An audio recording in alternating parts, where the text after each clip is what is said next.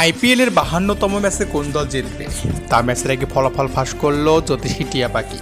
দর্শক, এইসবের বিস্তারিত জানতে পুরো সময়টি আমাদের সাথেই থাকবেন।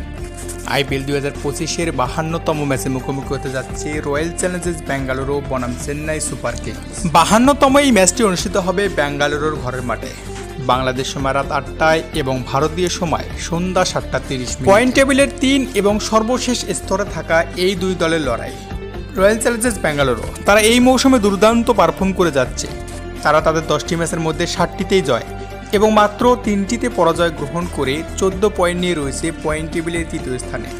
অন্যদিকে চেন্নাই সুপার কিংস তারা এই মৌসুমে একেবারে বাজে পারফর্ম করে যাচ্ছে। তারা তাদের 10টি ম্যাচের মধ্যে মাত্র 3টিতে জয় এবং 7টিতেই পরাজয় গ্রহণ করে মাত্র 6 পয়েন্ট নিয়ে রয়েছে টেবিলের সর্বশেষ স্তরে, যা সত্যি লজ্জাজনক।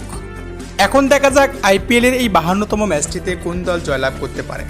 এইদিকে আবার 52তম এই ম্যাচটিতে কোন দল জিতবে তা জানার জন্য ক্রিকেট ভক্তদের আগ্রহী শেষ নেই।